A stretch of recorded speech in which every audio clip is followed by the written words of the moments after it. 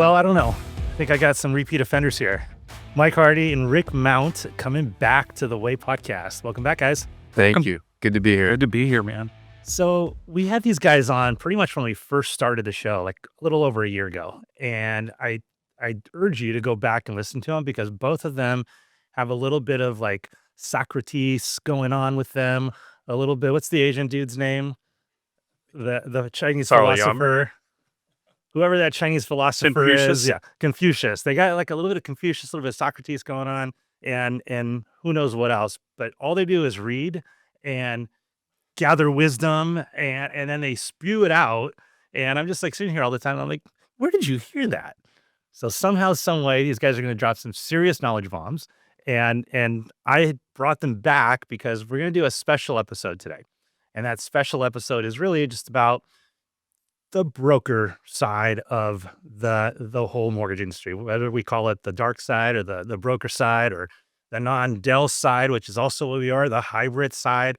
And it's going to be a little bit more focused, not just on ethos and not just on IMBs as a whole, but the entire industry and the pros and cons of all of it. So without further ado, Mike Hardy, Rick Mount. So guys, has it been a full year? It is. April 1st. Okay, April 1st, and it wasn't a joke. It was April 1st. Was not April Fool's Day that day. So you guys came over to Ethos Lending. You came out of an IMB, and I've been in the IMB, so I kind of know, I think, a lot of what we're going to be talking about. But specifically, because it's been a long time for me, I want to go back and find out why you guys wanted to move, because you were at a great company. I know just in general, IMB, I'll say from my perspective, has shifted and the momentum, the tide has turned a little bit. But why did you guys want to move? Was it the company itself? Was it the industry? Was it your forecast of where the future's going? I would say very much it was looking into the future and looking at some of the economic trends taking place and the evolution of products and programs. And we have a sort of an interesting dilemma because in the California marketplace, we are right on the edge of 4 different counties. So we can have in any given, week, we can have a referral for Inland Empire, deep Inland Empire, $200,000 loan, or, coastal or Pasadena area, $1.52 million loan. And so having because that spray pattern and the desire to have, just a really good, robust array of products and programs and pricing. I think that was certainly part of it. And, to add to that, the market's evolving. I think there's a lot of, let's say it this way, the water seeks the lowest level over time. And there's a lot of money and a lot of cash on the sidelines and a lot of Wall Street money that is looking for the proper returns given the risk. And I think the market's been extremely inefficient for many years for folks that could and should be able to get financing, and it's priced them much higher than they needed to be. And now that's starting to get figured out. So we're getting to a place where there's competition now for common sense, which it should have been this way all along. It just hasn't because of, regulations and maybe the fear of the past. But a lot of it was to get in front of what I think is going to be, a dramatic change in the industry over the next 5 to 7 years. That we just wanted to be in front of that wave, not behind it. It's interesting too, because I know for the majority of everybody out there, they're looking after their own personal business, and they're looking after, how can I get more loans? How can I close more loans that I get without having to turn them down because of where they're at, right? And you guys you guys also have that because you have your own personal origination business going, but you're in charge of a lot of guys. You guys have a team.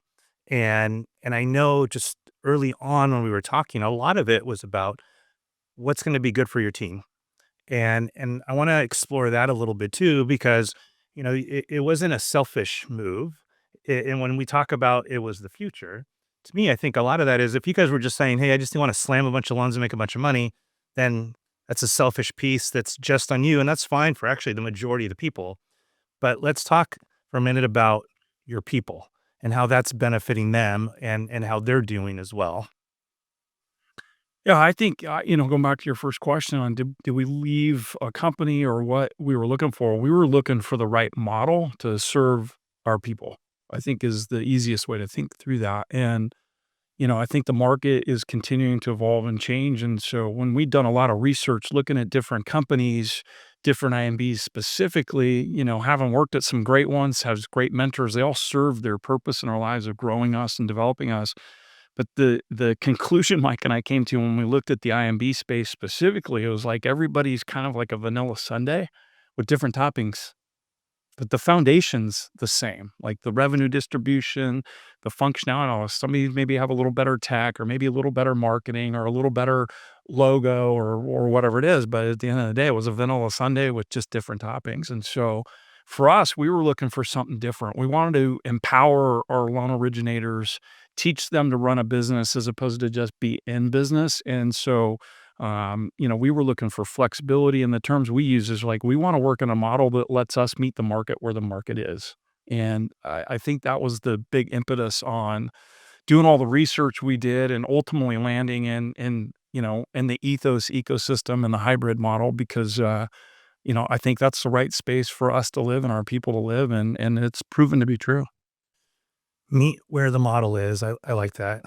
But quote number one, I don't know if it was Confucius or Socrates, but everything's a vanilla sundae, just different toppings. Okay, so question number two then. Um, I know just because I spend my entire day recruiting, and whenever I'm talking to guys from the IMB space, all of them are fearful of what they've been told by their managers or by somebody. Was there any fear from you guys coming into our space, the broker slash non-Dell correspondent space? Always a little bit. The reality though is I think we all fear what we don't know, and it's um, if I look at I think there's huge risk in not exploring what's going to be optimal for what the future looks like. So was there fear? Some, but there's a saying I like, which is like success leaves clues. And there's a lot of folks that I know, I'll be tracking their production and looking at folks. And after making a move, production went up significantly. And you see that and you're like, okay, they figured something out. Is there risk? Sure. Is there fear? Absolutely. But when there's enough of a pattern and enough case studies, it just warrants exploration. So I think it was a combination of things for us, but always there's fear and uncertainty. But what I've noticed personally is that the upside has been so much more significant after getting through the first sort of 90 days of uncertainty and kind of like learning to Rick uses the analogy of it's instead of a NASCAR, it's a Formula One car. So it takes a little bit of time to learn how to drive it. But once you learn how to drive, you just can do a lot of things that you couldn't in the past. But was there fear? Sure. I don't know. That's a human nature thing. But I don't know. I don't ever want to let fear prevent like what I would call, God's A+ plan for my life and for our team and our group. And so it's one of the challenges we have there was a lot of sleepless nights, like thinking through, trying to look around the corner when you can't. And at some time you have to collect enough evidence, personal research, due diligence, circumstantial testimonials, wise counsel from others, and just make the decision that you think is going to be in your best interest. And we had to do this not just for us, but for the group. So there's a lot of weight to that. But at the end of the day, it was a really good move. Not NASCAR, but Formula One and God's A+ plan. So I think we're on the third one so far. Guys, when you first started, I do remember, I think it was one of the first loans that you guys closed. I remember you guys saying, we wouldn't have been able to close this one where we were. Walk us through what that meant. Yeah, I think when we made the transition over, right, talking about the fear, I think coming from the IMB space, the Kool-Aid is you got to work in the independent mortgage banking space in order to have fulfillment that leads to repeatable referral business, right? And so fulfillment was obviously one of the things that we wanted to vet out and do that. But the reality has been that it has been equally good over here and maybe even more flexible. And so talking about that first deal that we closed over here, it was a condo, and it was a condo that ended up having a lot of issues. And internally, I don't know that we would have been able to fulfill that where we came from. But the reality is we were able to find an approved source that Ethos was already approved with, that had already approved that project, and we were able to get it funded in that particular case. So I think that's one small example that was right off the bat. But I also think, Mike talked a little bit about it, in our particular market, we have a big spray pattern, right? Big spray patterns don't always fit in one size fits all compensation agreements or pricing packages and things like that. So there's been a number of loans that, with the given flexibility of the model, we've been able to meet the market where the market is and solve a problem or a solution, whether it's product availability or fulfillment or pricing driven, to meet the market where it is. And so there was certainly that one condo that was a project coming over that we were able to get fulfilled right off the bat. But there's been numerous ones. I think we look back at our pipeline at one point in time in the last few months, and I would say it's probably been about 40% of our funded pipeline since we've been here was stuff that maybe we would have figured out where we were, but it would have presented more friction or challenges along the way. So, Yeah.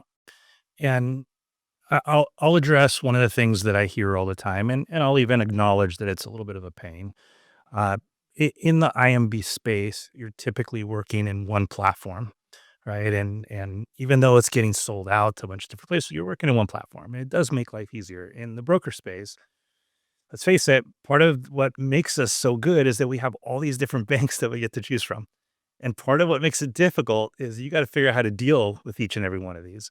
It gives you the flexibility to be able to go there, but there is a complexity. After that first deal and then kind of moving forward, right? You guys had to get used to dealing with some of these. How did that adoption go? I'll address that.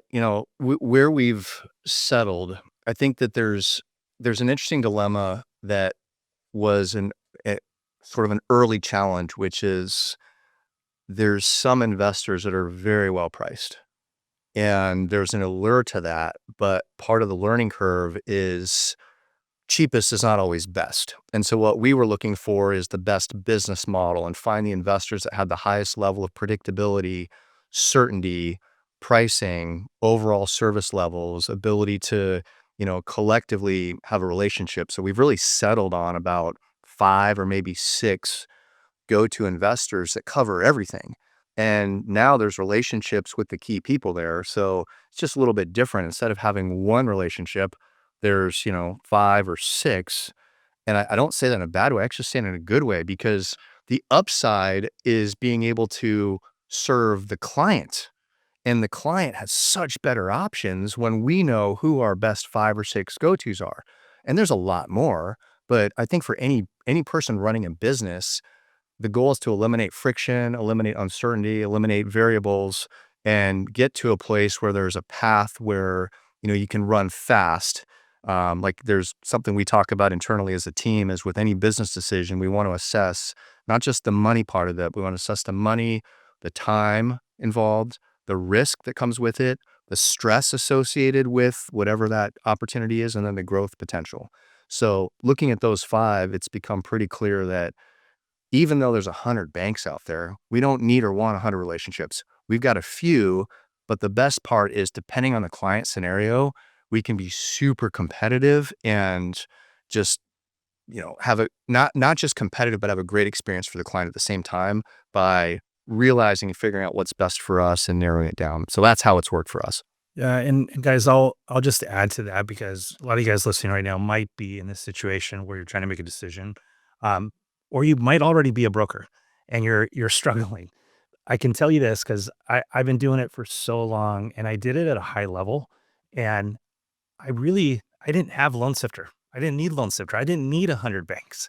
I had my core 5, and to be honest with you, 80% went to one place, and then the rest got kind of divvied out. And if that one 80 percenter started screwing up or started raising their prices or did something I didn't like, guess what? I had my number 2 in line right away. So if you want to have what Mike said, predictability and certainty, That's all I needed to be able to do that kind of volume. If I couldn't get that, I didn't care how good the price was because my reputation wasn't worth it ever, ever. You will not grow as an originator if you don't have predictability and certainty. And if you don't do what's right for your client, you're never going to grow. You're not going to get those referrals and you're not going to move forward. So, my advice to you is if you're already in the space where you're thinking about coming over, don't get enamored with 100 different investors. Take it down to 5. That's all you need. Get to know them, understand their box, whatever it is, and then work in it and have that predictability and that certainty. Um, Guys, going back now to your borrowers, it's been a year, and we got partners, we got borrowers. You've been able to do what's better for your borrowers, but what about your partners? Has that grown? Has that gotten less? Did anybody have You a know where hard I'm time going with with Yeah, I it? know exactly where you're going with this. All right, I'll start it, and you can Yeah. put an exclamation point on it. After we made the move and started having conversations with a lot of our key partners, who we really see as our clients, our business mix is about 40% database, and then the difference split between real estate professionals or financial advisors in any given year, and it'll range a bit. But the real estate professional group, uh, I want to say it was 4 or 5 folks after we made the move said, I'm really glad that now you have some really competitive programs because we were a bit limited in who we could refer to you before because we were a little bit concerned about the rates. And now with the flexibility, we're just in a spot where we can always be really competitive and meet the market where it is. So that was an aha moment from, a couple of let's just say the high D personalities, the more direct. Yeah. It was like, good, this is cool. I can send you a lot more business now. And that was an eye-opening moment. I think we had 2 conversations with, a couple of our VIP referral partners in the same day, 2 totally different markets, and they both said something really similar, like, "Oh my gosh, let me get this straight. We get the same team. You've got the ability to do upfront underwriting and certainty of performance, and you have the flexibility in pricing. Oh my gosh, this is a home run for us." And so I think that was, affirming for us, and maybe we were unaware of that prior because, we had great performance, had a great team, but, there were some challenges with meeting the market where it was either product or pricing wise that have since been eliminated. So that was really affirming. Yeah, I know from my perspective, um, going after agents, trying to get them to give me business because again, I was IMB, right? And when you're good, you're good. You're gonna do it anyway. You're gonna figure out a way. But boy, oh boy, when I moved over, how much more did I get? Because all of a sudden I could service more people. And all of a sudden, I actually had a lot more flexibility. And what I mean by that is, you guys, when you're married to one employer, you're stuck with whatever is going on with that management group. If they feel like they need to raise prices, they can raise prices. And guess what? You're kind of stuck. You can't just say, I'm going to go over here because you raised price unless you quit and start all over again. But when you're in this broker space, and like we are, we're the hybrid model, right? We got the non-delegated correspondent, we got a broker channel. It's your choice. You can do whatever you want. And ultimately, like I said earlier, if one of them starts to raise their price, or starts changing things or hires a batch of underwriters that all of a sudden aren't approved, it's fine. Go ahead and do that. It's your business. But we're gonna move our business over here. And here's the point I'm trying to make. Because they know we have that flexibility, what happens is they have to hold true and they have to keep earning our business. And that's the beauty of it. You're not an employee. You're basically their client and they have to earn your business every single day. That's the big difference. And that's what keeps our whole broker side of the business so great. It's constantly evolving for the better because they're fighting to get us to give them their business.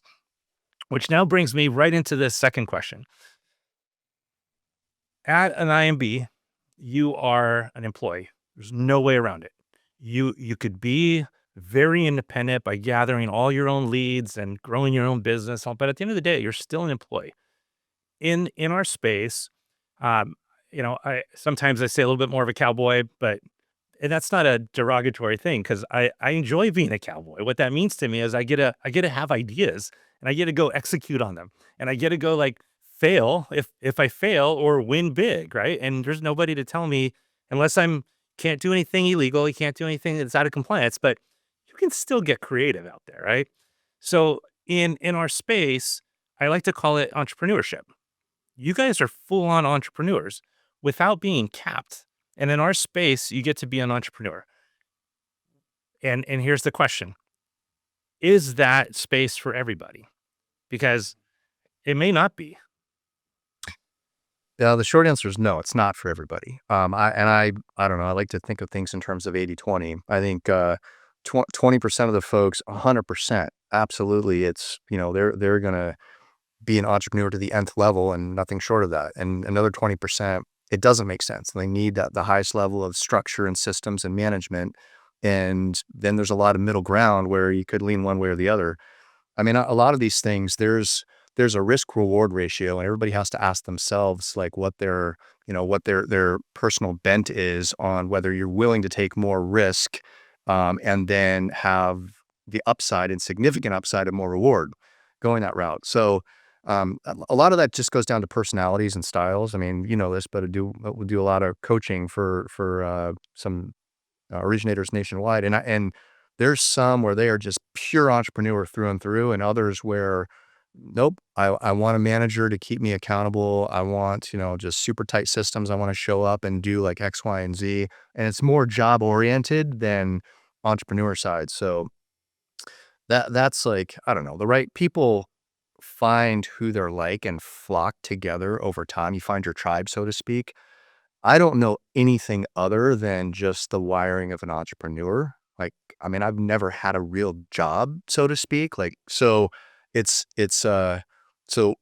landing and, it's kind of funny that it took as long as it did after 20 years in the mortgage banking space to move to, let's call it this side of the fence. It's just kind of like my people, you know? It's just it fits, it feels great. And so I don't know how to better say it than that, but a lot of it's gonna be personality profile and risk profile. Mortgages are fun again. That's how we Mortgages are fail, fun. right? That's a hashtag in our Yeah, office. hashtag Making mortgages fun again. It's funny. That's what I used to say. I used to say, I'm having fun again. Yeah. We've said that a lot. I think you asked the question about the entrepreneurship. Here's my take on it. If you're a bad originator, you'll be a bad originator here, and files will be tough. Going back to the NASCAR versus the Formula One, I think great originators can originate anywhere.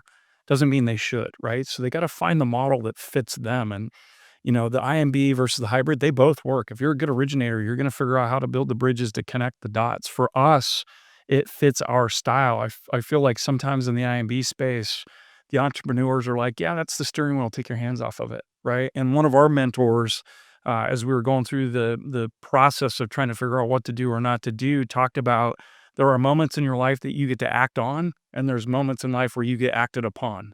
And for us, we wanted to reduce the amount of times we could be acted upon and put ourselves and our people back in control of running their businesses. And I believe this model has been able to do that. So here's a question for you. And I know you guys, being that you guys are great leaders, I know that you also acknowledge that not everybody knows how to run their own business, and not everybody is has that entrepreneur gene in them, um, but they want to, and they see what it's like, and they sometimes they just need a little coaching. And I know you guys went through an entire program where you were helping people, your guys, by how do you run your own P&L? Like you said, hey guys, this you got a P&L. This is your P&L. Let me teach you.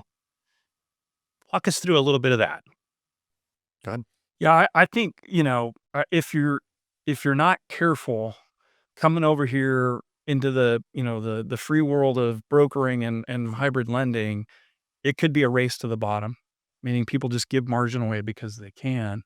And so as we were watching our folks transition over and doing that, we were talking a lot about running a business, and you need to know what your revenue is required in order to matriculate.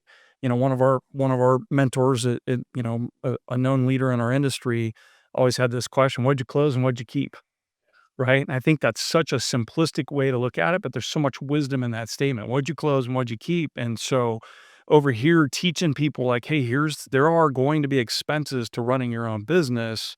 And the difference here is you get to pick what those are and how you manage them. There are things that you can mitigate. We've got vendors that give us free credit pulls, for example. So, if you're using them, you don't have to pay credit report fees. And then there are others that lead with price and things like that. So there's always some responsibility in picking who you close with. But teaching people what they need to do to operate and then still meet the market where it is was a big deal versus like it all being already included in bloated margins because it's you're paying for everybody. It's like taxation in some ways. So, the great operators can be super lean, reduce their expenses, and be super lean on pricing and make great money. And going back to that statement, it's not always about what margin or what your split is. I can't tell you how many conversations we've had with originators over the years where they're like super focused on the split, and you're like, well, okay, but what's your hourly rate of return and did you really keep all of that when you go look at it? And here it's super transparent 'cause you're like, here's your top line revenue, here's the expenses, here's what you net. And teaching them to do that has been really fun and eye-opening for them. And I think they would all tell you they're really uh, much more knowledgeable and better at running their business today than in a version where maybe you don't see how to do all of that. Yeah. You know, I know you guys know this has been a big deal for me, the mom mortgages under management. And it's a thing that I really want to bring to the entire industry. Now, guys like you've been doing business this way, right? It just didn't have a label per se, but you've been doing it. A lot of top producers, pretty much every top producer. This is how they do business. But the majority of loan officers out there are loan officers. They're not mortgage advisors. And there's a distinct difference, right? I always say a loan officer has a job. A mortgage advisor has a career. And then when I do a direct correlation, the difference to me is a financial planner and an insurance agent, they have a real book of business and it's sellable, right? Now, one would say, yeah, that's because they have a reoccurring revenue. And as long as you keep them in that book, constantly making money. And all we get is you're only as good as your last deal, man. Get out there, get another deal. And we should always be getting out there and getting another deal. But you guys have been doing this for a really long time. I've been doing this for a really long time. I still have the same clients I had 28 years ago. You guys too. And why? Because we do it in that mortgages under management, financial advisor style, only we're debt managers, right? Our goal isn't to make people a ton of money. Our goal is to get people out of debt. Let the financial planner make them a lot of money, but let's work on the opposite end. Let's work with these professionals. Let's work with the financial planners. Let's work with the CPAs, right? Let's work with the insurance agents, constantly trying to get them better deals and do all this. Now, this isn't IMB versus broker. It has nothing to do with that. This is just loan officer versus mortgage advisor. But I want you guys to give a quick education on what that means, just like I just did, but like what that means in your guys' business and how you guys have a client for life, how you guys maintain that relationship throughout not just that 30-day window of when they're in escrow, but not just that first year, but beyond. Sure. I think that there's a couple things that are important. You covered a lot, so let me unpack this. First, the lifetime value of a healthy relationship with a client. Typically, you're going to have 7 to 10 different real estate related financing transactions over the course of 1 to 2 decades, depending on market conditions. So, if you're working with a client, you've got to purchase.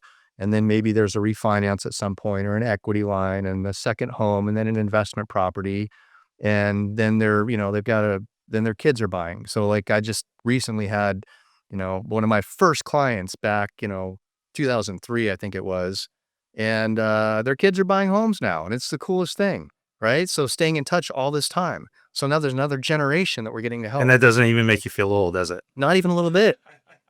No, I feel younger today. So the cool part is that like there's and I know it's extending a bit. Market conditions are changing some, but the lifetime value of being able to have a good relationship is extremely significant. Most people think that we don't have an annuity. We do. We just don't have it every year. We have it every few years. It might be, every 3 to 5 to 7 years, depending on market conditions. So that's number one. So I feel like our job is to be help people be most as efficient and optimize any debt that they carry and do that for a lifetime and complement the financial advisor where they're the asset manager and we're the debt manager in a sense. And I just don't think that's common in our industry. And the tough part is that most of the heavy lifting is is building the trust in the first place. And once you have the trust in the relationship and the connection with the client, at that point, then it's just the heavy lifting. It's actually minimal lifting. Now all of a sudden, it's just we're going to get right into the strategy and tactics, and of course, you're connecting. But I think that's lost in our business for whatever reason. And I would think that the folks that are in the business, whether they're doing it or not, just by putting some intention into what advice and what strategy can I bring to this individual to help them not just get a loan, but effectively manage debt and then strategically build net worth in real estate over time. That's an invaluable service that maybe, a less than 10%, probably less than 3 or 4% like truly do. I think a lot of originators, right? We've talked a lot about this too, but there's before the actual transaction, there's during the transaction, there's after the transaction. And I would say most originators are pretty good during, right? They got a process, there's communication going on. Some are okay before, and almost very, very few are good after, right? And it's the after part that I think is where the value of your business gets amplified or diminished. And you pick, right? If you're doing a really good job with the after part, to Mike's point, bringing value and being in their lives and setting yourself up as a debt advisor, right? The mortgage advisor role. There's so much you can do after the transaction to continue to build that trust. And that's what annuitizes our business if you do it well. And, our friends like Eric Levin over at Model Match, they've got reporting that'll show you whether your clients are loyal to you or not, even if you got the 5-star review and I love you and I'll use you every time. And then you go run the report and you're like, oh my gosh, they left me, they cheated on me. Right. And so I think it's really imperative. We learned that the hard way. Like we had a moment in time where we went back and looked at all of our past clients, with this arrogance of, oh, they loved us. We took great care of them. And we're like, holy cow, we started quantifying it. And it was a number that would make you throw up in your mouth about how many people left us because we weren't in their lives and we weren't being honorable with, the after part of the transaction. You're a single dude. You're out at the bar. You meet a hot chick. You fall in love. You decide to marry her. But she ends up cheating on you. Sometimes she cheats on you just because she's a cheater. But sometimes she cheats on you because you're just not paying attention to her. I think it goes exactly the same way with these clients. Sometimes they're just so rate sensitive and they're always looking for a deal. They click on anything they find on social media, right? And it's okay, whatever. They're just cheaters. But if they're cheating on you because you're not paying attention to them, that's your problem. That's your fault. So let's unpack that for a minute. And that wasn't Confucius or Socrates. That was just Dino. That was Dino. Dino. But let's unpack it for a minute, right? Like, how do we get it so they don't cheat on you? Right? I mean, I know there's an annual review, but what does that process look like? And I'm going to start at the very beginning, the very first phone call. What does that look like? How does your initial consultation go other than just unpacking how much they make and all that? Is there language already built in that leads them up into, hey, you're going to be my client for life? Yeah, I think a lot of we break it down into 5 different key touch points: discovery call up front, planning and strategy call, in contract review, debrief call, and then annual review. Okay, those are like the 5 anchor windows to be able to have impact. So in the discovery call, a lot of it is first understanding like what are the hopes and dreams? What's the why behind the scenes for the individual? And usually it comes down to one of a couple things, but trying to solve a pain or a problem that exists in their life, or to improve in a way that will make their life better, eliminate a pain or find an improvement. And so once you understand like what the motivation is, then I think it's a lot easier to come alongside people and help lift them. But I in the discovery call, the I remember hearing this at one point when so the process is this, it's understand the pain, um, and even highlight it for them, discuss the problem, walk through the possibility, and then show the path. Pain, problem, possibility, and path.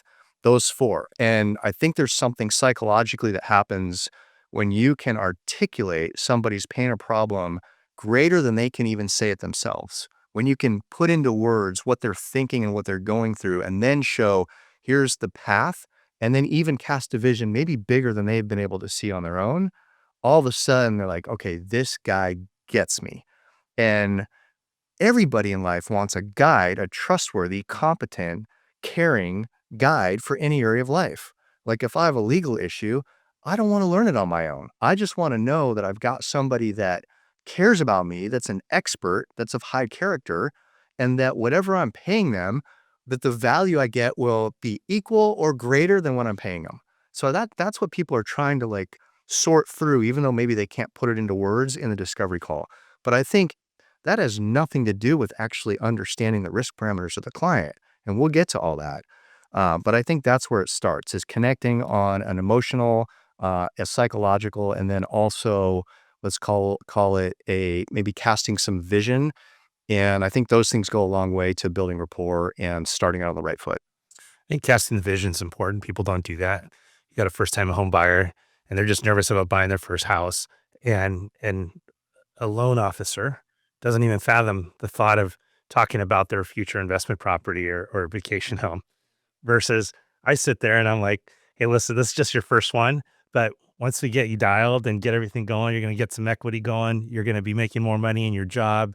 You guys are going to do, and then we're going to start working at getting you your investment property. Now, I can tell you this, when you do that, you guys, when that day comes, maybe it's 10 years later, but when that day comes, they remember the person that put that into their head. They don't go off to some regular ad at that point because you instilled it into them.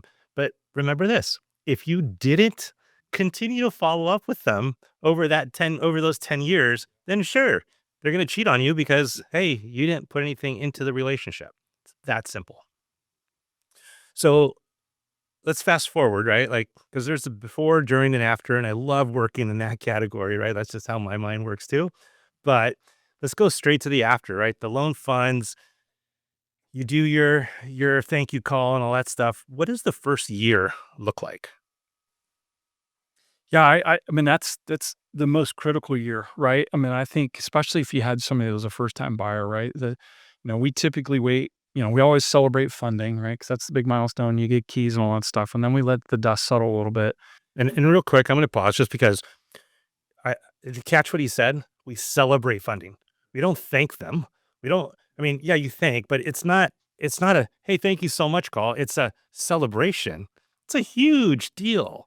And you guys have to realize that you need to celebrate with them. You need to get them to enjoy this moment. And if you can do that, it's going to be 10 times greater for them. So sorry to interrupt. Yeah, no, I think that's a good point, right? And Mike and I naturally aren't great celebrators. We're like, okay, we did it. Let's go next, right? But it's a big moment in their lives, and you need to recognize that and celebrate with them because it makes our jobs more rewarding in that regards too. But so typically 7 days plus or minus is where we'll do a quick check-in.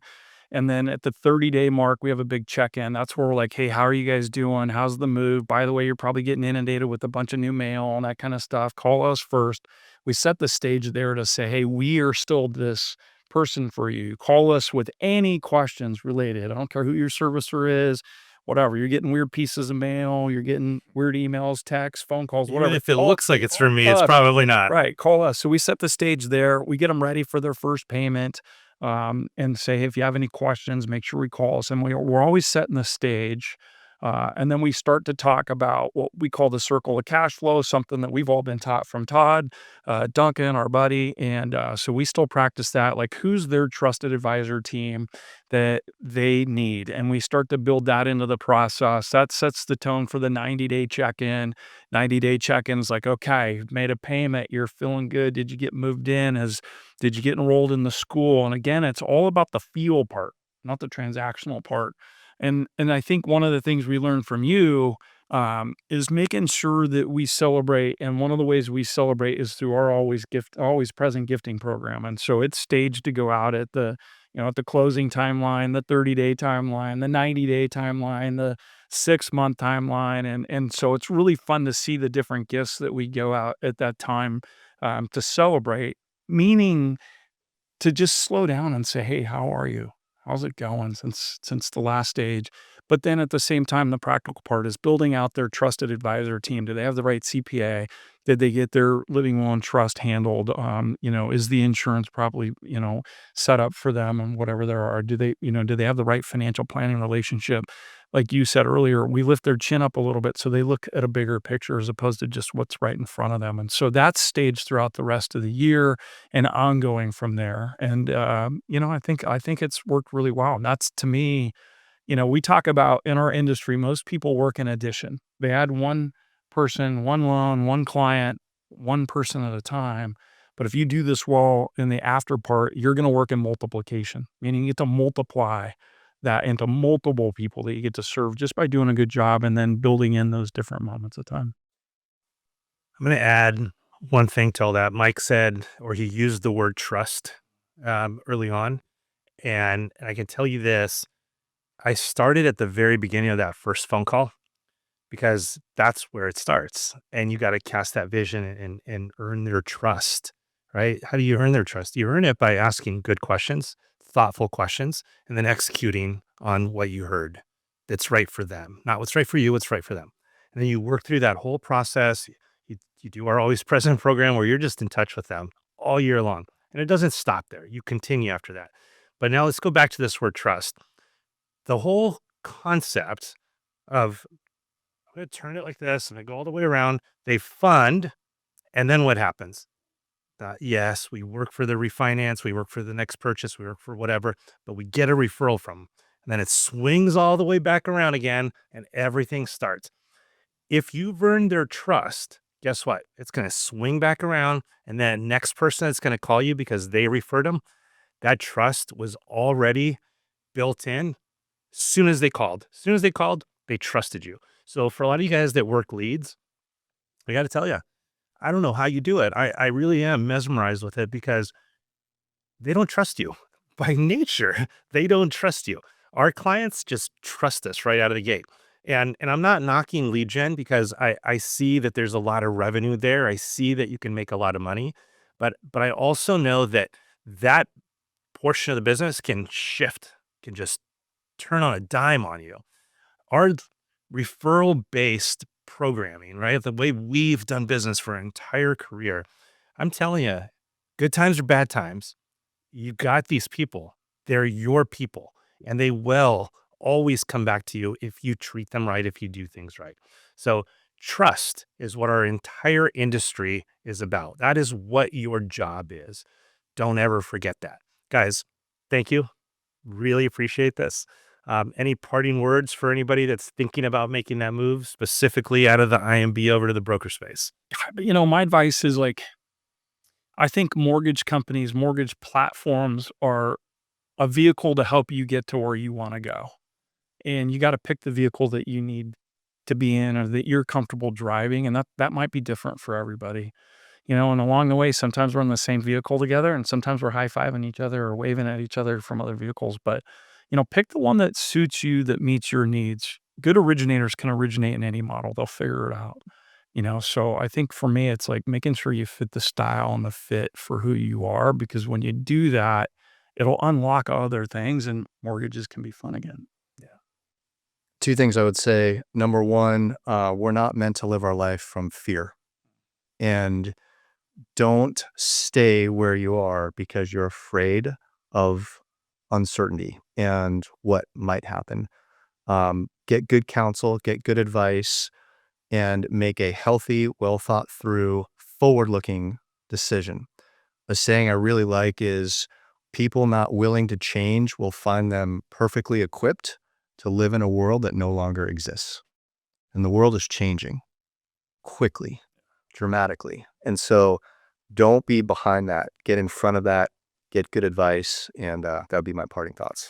I would add one more thing to it, talking about the vehicle. I think when we did a lot of our investigation, a lot of the environments were set up and built around their lowest common denominator. And all of the rules and all of the processes are built off of like that lowest common denominator as opposed to like the thoroughbreds, right? And I think there's nothing more unequal than the equal treatment of unequals, right? And like think about loans and quality of originations and loan originators and all that stuff. So, I think that's why it's really important to pick the vehicle that fits you so that you can thrive. And that's people got to investigate. Yeah, I love that. And I'm going to bring family into it just because we are a business of families and our families matter too. And, one is that you got to pick something that's right for you because you're the one doing the work, but your family needs to fit into it too. And what kind of lifestyle can you provide for your family, but also how can you be there more for your family? And I can tell you this, at Ethos, that's one of the things that's really important to me. And sometimes we do get lost in it because it's hard in this industry, but we are committed to making sure that the families of everybody that works here is also respected and loved. And with that, I'm just going to turn around and say, we love you. We thank you so much for always watching this podcast or listening to it, depending on what the platform is. But guys, we made it into the top 100 in Apple, and I am so stoked on that. So thank you. I appreciate that. Don't forget, go to Apple, go to Spotify, all those places, hit a comment button, 5 stars only, by the way. Say something nice on social media, like it, share it, comment, let us know, because I really do appreciate it. See you guys next time.